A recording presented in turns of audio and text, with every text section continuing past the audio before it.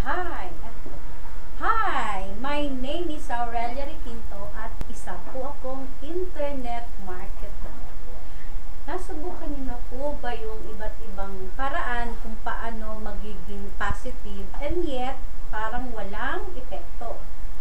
I found the video of John Kehoe and he has a different technique to use the mind to attract success or money. I will share you the content of his video. Kailangan panoorin niyo po ito hanggang sa huli dahil dun sa huli ay ibibigay ko yung strategies how to eliminate negativity or negative actions in your life. All successful people, including the entrepreneurs, is the product of mind power. So, okay, let's say it again. Mind power. It all starts in the mind. Have you ever heard of this line? The state of mind is the state of life. The result you get in your business is not your desired result because you have not yet developed a winning state of mind. If you want respect, love, and happiness for yourself and can find it because you have not yet developed a right state of mind. Ang maganda nito, it can be learned and developed by changing our beliefs and retrain our thoughts over and over and over again, and in the end time it will come to you naturally. But before knowing what belief we will change and what thoughts we are going to retrain and how can we use the power of our mind to attract what we would like to attract, we should understand fully the law of vibration of energy, physical reality, subconscious mind, and conscious mind, and the inner and the outer world. Punta muna tayo dun sa subconscious and conscious mind. Halimbawa, ito ang part ng ating utak. Ito yung tinatawag na subconscious mind. Dito naman sa parte nito may maliit na conscious mind. Ang malaking system na ito ang nagsisilbing memory bank ng tao. Ang capacity nito ay unlimited na kayang okupahin ang lahat ng pangyayari na naganap sa buhay ng isang tao simula pa ng pagkabata hanggang sa kanyang present age. Halimbawa, ang age mo na ay 21. So, ang iyong memory bank ay kasing kapal na ng isang Britannica encyclopedia. So, ganun karami yung iyong naipon na memory. Ang lahat ng karanasan, lahat ng naiisip tungkol sa sarili, lahat ng iniisip ng ibang tao sa'yo, yan. Dito yan, nag-re-register. Ang laman ng subconscious mind, ang katauhan ng isang tao. Kung paano tayo mag-isip, kung paano tayo mag-react sa mga pangyayari, kung ano ang gusto mo at ayaw mo, kung ano ang magpapasaya at magpapalungkot sa iyo, at iba pang tungkol sa iyo. Kung gusto mong makilala ang sarili mo, examine your subconscious mind. Wala siyang itatago sa iyo. Just be true to yourself. Ang trabaho ng conscious mind ay mag-retrieve at mag-store. Halimbawa, ang pattern of habits mo ay masipag ka mag-aral simula pa nung elementary ka up to now. Let's say na nag-enroll ka ng pag-aaral ng foreign language, yung subconscious mind mo, hindi yan kokontra. Approve agad yun dahil masipag ka nga mag-aral. It's your habits to study. Halimbawa, ang iyong pattern of habit ay hindi ka naman tamad mag-aral, ay hindi ka rin naman masipag, nasa gitna ka, medya.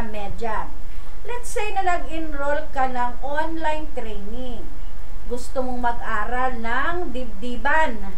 Kumukontra ang subconscious mind mo, hindi siya payag dahil hindi yun yung naturalesa mo. Ang subconscious mind ay sumusunod lamang kung ano ang inilagay mo sa kanya.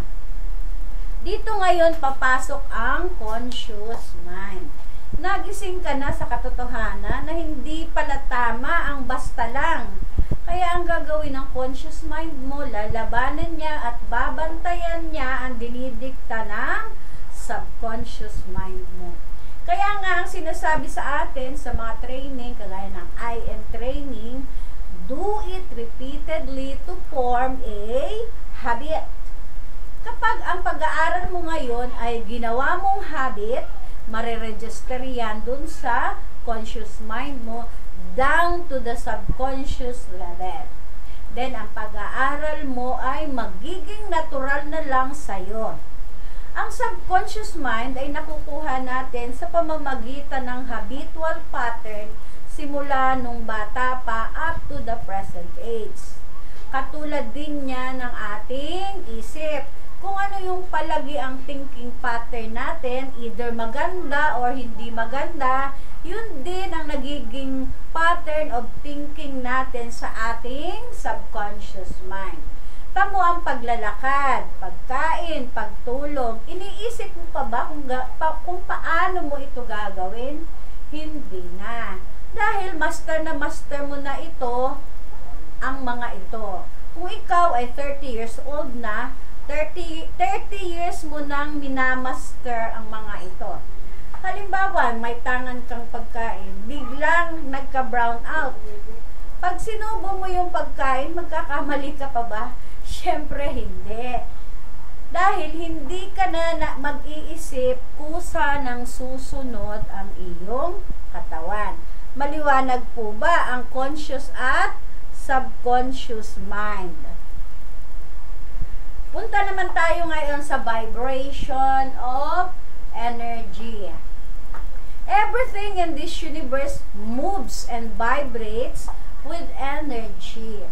Walang exemption dito, basta nandito sa universe. Sabi nga ni Bob Proctor, alam ko nakilala niyo siya, pamilyar kayo sa kanya. Sabi niya, we are in the ocean of motion. However, everything has its own vibration of energy. The table, the car, the computer, the electric fan, the picture, the rock, things we see and we don't see, everything within the premise of the universe. You may find the wood is solid, but inside the wood are millions and millions of subatomic particles running and popping with energy. When two hydrogen bonded with oxygen, water is formed. Even our thoughts and feelings has vibration of energy. Our thoughts are the most dynamic, most fluid, most powerful substance in the world, in the entire universe. And when you begin to think of a thought over and over and over again, and when it registered or in our conscious mind down to the subconscious level, what would happen? Ano nga ba ang nangyayari? The vibration of energy will work, attracting to you the circumstances, the events, at kung ano yung nakalagay dun sa loob ng isip mo, it will turn into reality. Lahat tayo ay mayroong isip. Kung matututunan lang natin na i-work out ang ating conscious mind, ang isip na nasa atin ay magagamit natin to the fullest. Ang regalo ng Diyos sa atin, of course, kasama ang body and soul. Sabi nga na ang kayamanan ay nasa atin na. All we have to do is to believe, receive, and claim it. Para mas maintindihan pa natin itong maigi, alamin natin yung inner world and outer world.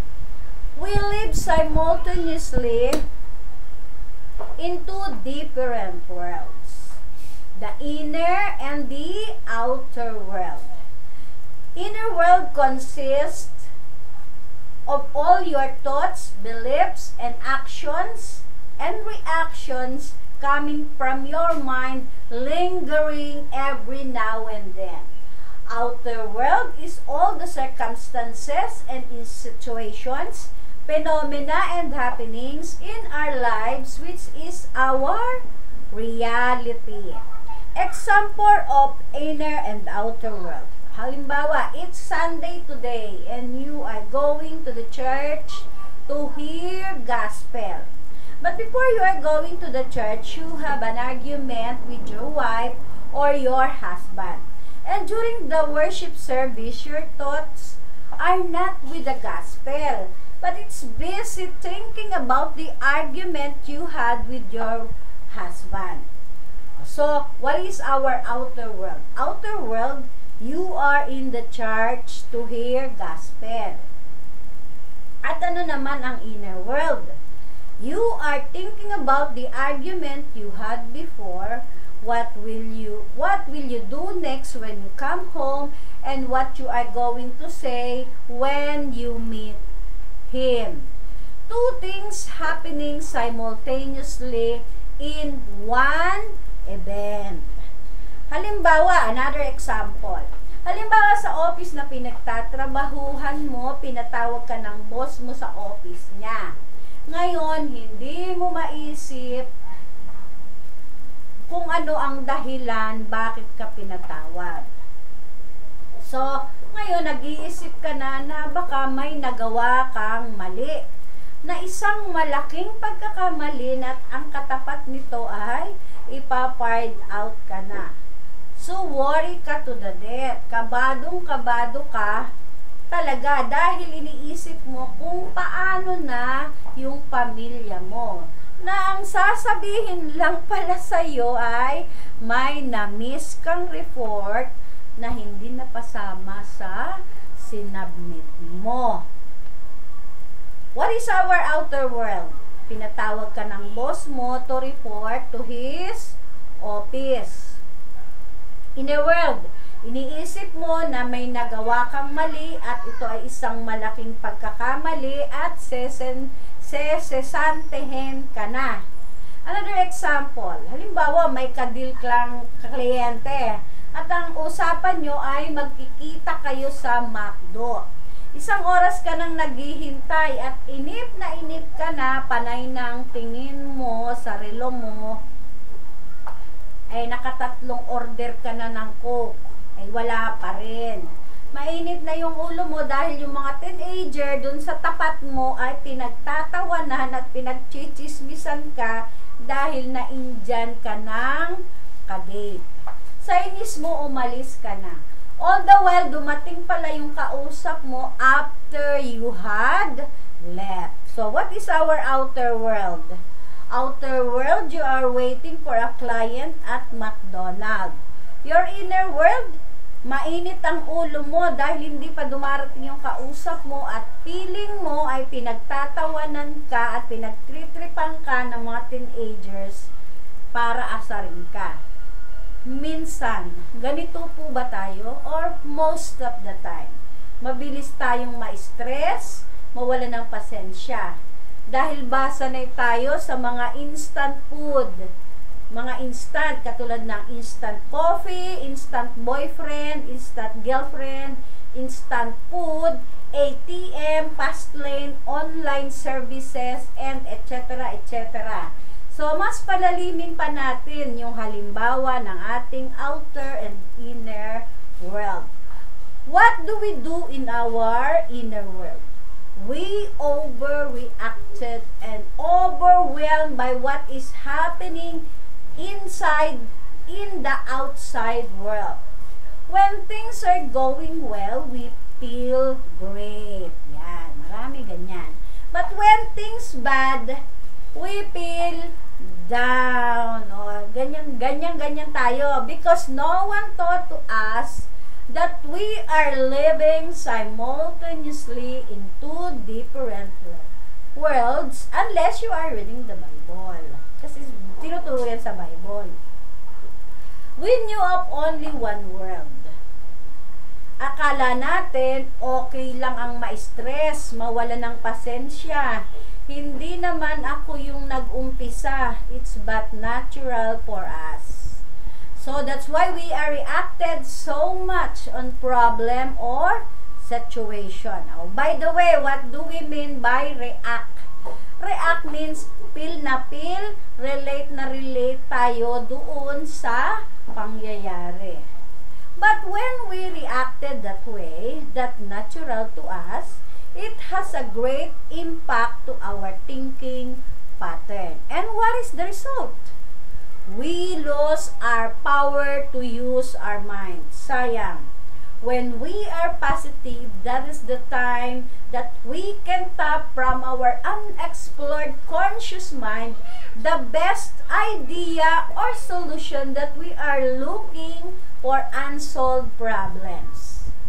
When we are positive, we can tap from our unexplored conscious mind confidence that is coming from infinite because our mind is in tune with the law of the universe. Confidence, inferiority complex, success, failure, happiness, loneliness, youth, old age. This exists in the inner world. It is a state of mind. This does not exist in the outer world. And the outer world are just events and does not create our future. Unlike the inner world na maraming nagaganap na make or break of our future. For example, poverty. Hindi naman tayo nilalang ng Diyos para maging mahirap. Hindi niya po yung gusto. Kaya lang, yun ang buhay natin dahil yun ang laman ng subconscious mind nila. That is called the universal law and the universe has no favorite. Kung ano yung vibration of energy mo, yun ang realidad ng buhay mo. The same with the saying na the state of mind is the state of life. How beliefs are formed. Noong unang panahon, hindi pa uso ang telescope. Ang mga tao ay naniniwala na ang mundo ay ang iniikutan ng araw. Ang mundo ay nakasteady sa isang pwesto. But science proved na mali yun. Kaya naniniwala tayo yun hanggang ngayon. Noong unang panahon, ang paniniwala ng tao ay flat ang mundo. Pero may isang navigator na nagkaroon ng idea na bilog ang mundo. Bilog, parang gin. Parang Hinebra. And science proved it to be true. Kaya naniniwala na rin tayo. Noong unang panahon, walang naniniwala na magkakaroon ng sasakyan sa himpapawid. Pero nakita nila na may nakagawa noon. Saka lang sila naniwala. Si Roger Bannister ay nangarap na tumakbo ng 1,500 meters in less than 4 minutes. Marami ang hindi naniwala sa kanya. Pero nang nagawa niya ito, marami naman ang humanga sa kanya at mas marami ang na-inspired ng tumakbo less than the 4-minute category. Itong si Henry C. dumating sila sa Pilipinas kasama ng pamilya niya na sobrang hirap ng kalagayan sa buhay. At wala silang matirahan. Kaya tumira sila sa bangka. Yun, sa bangka. Sa China, ang hanap buhay nila ay gumawa ng sapatos. Kaya nagtayo rin sila ng gawaan ng sapatos sa Itiagi, Quiapo, Manila. Si Henry C. ay nangarap na magtayo ng malaking tindahan na one-stop shop na nandoon na ang lahat. Nung sinabi niya ito sa kanyang mga kaibigan ay walang naniwala sa kanya dahil ang sabi ay wala daw siyang kapital na pantustos dito at pinagtawanan pa siya. Dahil imposible daw ang kanyang pangarap. Pero nang maitayo niya yung SM, saka pa lang sila naniwala. So, in other words, ang mga tao ay naniniwala lang kapag may pruweba. Katulad sa atin, magkano ba ang kinikita mo dyan? Ay, pag wala ka na ipakita, hindi sila maniniwala. At yan ang karaniwang sinasabi ng mga negative na tao. Karaniwan, ganyan tayo. Parang epoxy, ayaw humiwalay sa paniniwala. Kung ano ang nararamdaman, kung ano ang nakikita, naririnig, yun ang realidad sa kanila. Ang batayan ng realidad ay yung 5 senses, na mas kilala ito dun sa line na to see is to believe. Ang inventor ng telescope, si Amerigo Vespucci, yan yung navigator, si Roger Bannister, si Henry C., at yung marami pang gumawa ng pangalan sa iba't ibang larangan, nagawa nila ito because they have the ability to see the future before it happens. At ang famous line, at ito ay maalala natin sa famous line na to see at to believe is to see. Pag pinagana mo ang iyong pinaniniwalaan, the vibration of energy will work to you. Positive mind gives you power to succeed. Confidence drives fear away. At heto na yung pinakaiintay natin sa lahat, yung pointers, how to eliminate negativity in our lives. But before that, I will give you the 3 important features of our mind. Number 1, our mind is in, number 1, nasa ng lab? Number 1, our mind is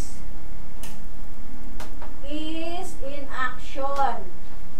Our mind is in motion.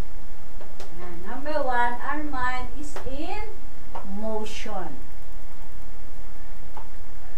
Our mind is always thinking most of the time. At kahit nga natutulog tayo, ay nagtatrabaho pa rin yan dahil nananaginip naman tayo. So, beware of our thoughts and reactions and actions. It always sends signal to the universe. Number 2, our mind is a great texter, is a great trickster. And our mind is a great trickster. Our mind dictates most of the time to think of things that are not true. Halimbawa, yung example natin kanina, yung nasa office. Ayan, layo na nang narating niya, nag-aalala na siya dun sa kanyang mga pamilya. Hindi pa naman pala siya mawawala ng trabaho. So, we have to filter our thoughts. Another example of negative thoughts and reactions. By nature, ang tao ay selfish. Kaya, ang inuuna natin ay pleasure and what is ideal. Ano ang halimbawa ng pleasure? Ano ang uunahin natin? Manood ng TV, at saka and then ay matulog, or magtrabaho sa online business mo until wee hours in the morning because doon maganda ang signal ng net. May bubulong-bulong sa'yo, ang sabi, huy, ang sarap matulog, umuulan-ulan, tulog na. O, ito yung gusto ng katawan natin. So, go to bed na tayo. Yung ginagawa natin ay bukas na lang. O, di, we are practicing the procrastination. Halimbawa ng what is ideal. Kapag may aberyang nangyari, you are always trying to defend yourself. Accept your shortcomings dahil kapag nagawa mong ma-accept ang sarili mo, improvement comes at magagawa mo ring ng madali na patawarin ang sarili mo at ibang tao. At minsan may bubulong-bulong pa sa atin na ganito. Sabi, hoy, hindi magwo-work yung ginagawa mo, tumigil ka na, pinapagod mo lang ang sarili mo, na pinanghihinaan ka na ng loob, pinanghihinaan ka na ng loob, na ang may gawa ay ang sarili mong isip. Our mind dictates, wants us to deceive us, trick us, make us afraid of something new, dictates us to envy, hate, to be selfish, treat, and revenge, and so many things. Why is this so? Why is this so? Because that's the mechanics of the mind coming from the subconscious level. Now that we know the mechanics of the mind, magpapaniwala ka pa ba sa dinadidikta ng isip mo? Sabihin mo dyan sa mind mo, who told you to say that to me? Bakit ako maniniwala sa'yo? Yan ang teacher mo. By this, you begin to doubt your doubts. At hindi ang batas ng vibrational energy. Number 3, useless thoughts. Fear, doubts, and priority complex, failure, loneliness, old age, and etc., etc. These that not exist in the outer world. This exists in our inner world. O ngayon, alam mo na marami pala tayong sinasayang na panahon sa ating isip ng kung ano-ano na hindi nakakatulong para makuha natin ang gusto natin sa buhay. So, be conscious of our thoughts. Think of happy thoughts like love, appreciation, gratitude, gratification, things that you would like to happen for you in the future. Yan ang ating isipin. So, ito na yung pinakahihintay natin, ha? How to eliminate negative action in our life. Number 1 is cut it off. Cut it off. Paano to? Once you catch up negative thought, do not react, do not argue, or do not analyze. Do not analyze. Ano ba ang definition natin ng react? Ang sabi, react means acknowledge, feel, respond, return, entertain, reciprocate, answer. Halimbawa, may pumasok na negative mind sa ating sa ating utak, masyado nating pinipil, masyado na nagre-response agad tayo, response back. So, hindi yun ang gagawin natin. Do not react. Yan ang sabi. O, anong gagawin ulit natin? Deadmahin. O, ano sabihin natin? Check ka dyan. Yan. Remember this phrase, ha? This is very important. Very important, ha? I will repeat it 2 times because this is very important. Negative will have power over you if you react. Again, negative will have power over you if you react. Yan. So, ano gagawin natin?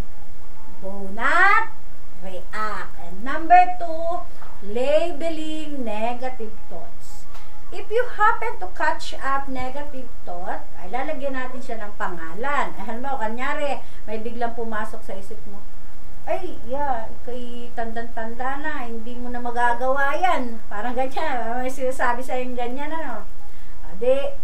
Muna ko, i-ano mo muna, parang i-recognize mo muna siya. Sabihin mo ay, you are a negative thought. And it's part of my old habit. Tantanan mo na ako, gusto ko nang mag-move on, ayoko nang pamatol sa'yo dahil ako ang logi. So, bye-bye. Let it go. Sabi nga sa kanta, let it go, let it go. Ayan, ganyan. And number 2 is, labeling negative thought. And number 3 is, negative things happen because it gives warning or signal. All is well, this is happening right now because may lesson na may mapupulot dito. Respeto ito kay Lord God na everything has permission from Him. Kung ano yung binigay niya, tanggapin natin ito ng maluwag sa ating dibdib. Sabi nga, every event has a purpose. Sabi naman sa Bible, sa Romans 8:28, we know all things work together for good to them who love God, to them who are called according to their purpose. Pasama na po ang Bible dito. And number 4 is counteract. Number 3 is negative, give signals. And number 4 is counteract the opposite. The opposite. O, halimbawa, pagbuklat mo dun sa wallet mo, ay, wala na ka ng pera. O, yan ang nasa isip mo. Ay, wala na pala akong pera. Papalitan mo yan ng negative. So, ng positive. Ng exact opposite. So, ang sasabihin mo ay, uy, marami akong benta. Marami ang aking mabebenta. Ano pa mga exact ng opposite? Exact opposite. Halimbawa, hindi ka bumenta ngayon, hindi ka, wala, itlog, 0. Ngayon, ang sasabihin mo ay, bukas, mas marami akong benta. Yun, ganon. Yung the exact opposite, kung ano yung wala, lalagyan mo. O kung ano yung meron, babawasan mo. Yan, ganon. Sana po may natutunan po kayo dito sa aking video. So, salamat po sa inyong pag-view dito sa aking video. Hope na may natutunan po kayo. Kung meron po, ang request ko lang po sa inyo, please mag-like po kayo sa baba nitong video na ito. And then, kung may gusto po kayong question or any other topic or may gusto po kayong itanong, pwede nyo pong ilagay dun sa comment section. So, bye-bye po and God bless po sa ating lahat.